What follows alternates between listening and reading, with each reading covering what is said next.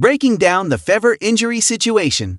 Caitlin Clark, Sophie Cunningham among several players sidelined. Indiana has had an injury-plagued season. Not even the Indiana Fever's coaches can stay healthy. Prior to the team's loss to the Phoenix Mercury on Tuesday, Stephanie White confirmed the team's latest significant injury. Player development coach Keith Porter has ruptured his right Achilles tendon. His spirits are good, White said. Keith is just one of those guys that's always happy, and he's a very faithful guy. It's an adjustment right now, because he's not on the floor, but eventually, once he gets through surgery, he'll be back on. But you're still gonna hear his voice. It's just like if one of us got hurt. You're still gonna hear his voice. He's still gonna be there. He's still gonna be giving the tips. As soon as he can, he's gonna be back on the floor making passes. He might not be D'ing somebody up or out on the court playing with physicality, but his voice is still a presence. Porter, known for his work with three-time All-Star Aaliyah Boston, will join the ranks of the Walking Wounded in Indianapolis. The Fever, who began the season with championship expectations, have been decimated by injuries. Most notably, Caitlin Clark has been limited to 13 appearances due to an array of lower body ailments, while three players, Sydney Colson, Sophie Cunningham, and Ari McDonald, have been ruled out for the season. After Tuesday's defeat, the Fever sit in 8th place at 21-20, just one game ahead of the 9th-place Los Angeles Sparks, who own the tiebreaker between the clubs. With less than a week remaining until the Fever play their final regular season game on September 9, here's a rundown of their unfathomable injury situation. Chloe Bibby, left knee, out indefinitely. The Fever's current roster looks nothing like it did to begin the season. One of the new faces is Chloe Bibby, who initially joined the team on a 7-day contract in late July and signed a rest-of-season contract on August 1. Bibby, who went undrafted in 2022, had bounced around overseas before catching on with the Golden State Valkyries earlier in the season. She was released after just 5 appearances with the expansion squad, but did enough to catch the Fever's eye. While Bibby got off to an impressive start with the Fever and hit multiple three-pointers in her first 3 appearances, she went ice cold for a few weeks and fell out of the rotation. Recently, she started to deal with left knee soreness and has not played since August 17. It's unclear when she'll return. White indicated that all of the Fever's recent travel has caused Bibby's knee to swell up, which is why she remains on the injury report. Caitlin Clark, right groin, out indefinitely. Clark's injury problems started during preseason when she was scratched from a warm-up game against the Washington Mystics due to left quad tightness. She appeared in the Fever's final 2 preseason games and was ready for opening day, a 35-point win over the Chicago Sky in which she recorded a triple-double, but only managed 4 appearances before suffering a left quad strain. Clark sat out for 3 weeks before returning on June 14 with a stunning 32-point, 8-rebound, 9-assist outing against the reigning champion New York Liberty. Her second stint would last just 5 games, however, before she tweaked her left groin. After another 2+ weeks on the mend, Clark returned to action on July 9 in a defeat to the Golden State Valkyries, but did not look like herself. She struggled through 4 games before injuring her right groin late in a win over the Connecticut Sun on July 15 and has not played since. The Fever have never set a timeline for Clark's return, and it remains unclear when or if she'll play again this season.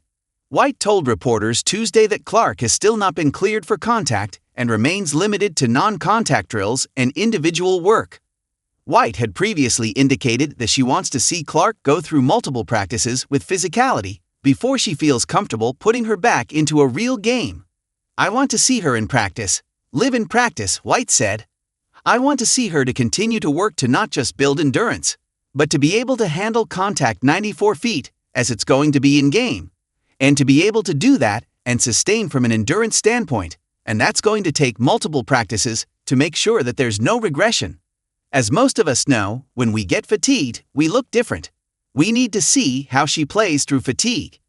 White has maintained that the hope is that Clark plays again this season, but the superstar guard is running out of time. The Fever will play their final regular season game on September 9, 2 days before the regular season comes to a close on September 11. If the Fever, who occupy 8th place, make the postseason, Game 1 of their first-round series will be on September 14. Sydney Coulson, torn left ACL, out for season. Coulson, who made her WNBA debut back in 2011, signed with the Fever in free agency last off-season.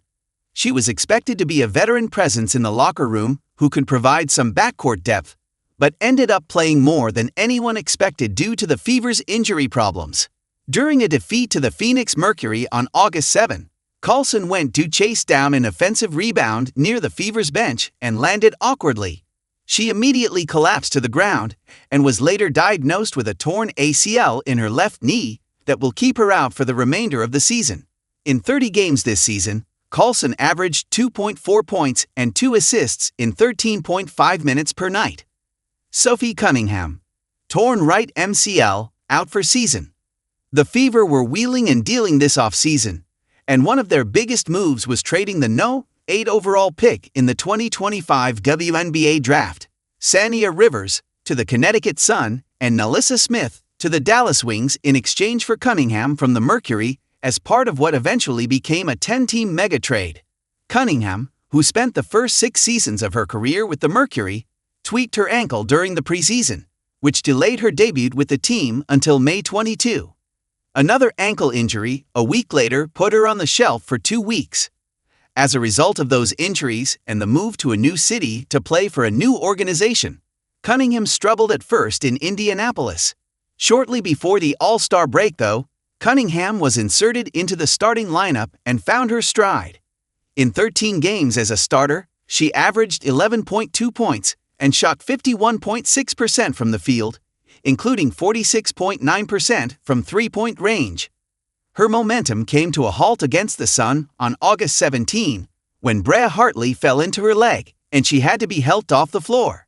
An MRI later revealed a torn MCL in her right leg that ended her season. Ari McDonald, broken right foot, out for season. Early in the season, the Fever were so short-handed that they qualified for an emergency hardship exception. They used it to sign former lottery pick Ari McDonald, who was a surprise cut by the Los Angeles Sparks during training camp. McDonald made an immediate impact for the Fever, but rules of the emergency hardship exception dictated that she had to be released once the Fever were healthy. As it turned out, McDonald wasn't gone for long. When Dewana Bonner, the Fever's marquee free agent signing, quit on the team in late June, it opened up the cap space to sign McDonald for the remainder of the season. McDonald immediately became one of the team's best defenders, and her pace, ability to get downhill, and playmaking allowed the team to play largely the same way it did without Clark. The Fever were 12-8 with McDonald in the lineup. Unfortunately for McDonald and the Fever, her season came to an end during the same August 7 defeat to the Mercury in which Coulson was injured. In the fourth quarter of that contest, McDonald suffered a broken bone in her right foot. Over her 20 games with the Fever, McDonald averaged 9.8 points, 4.7 assists, and 1.3 steals.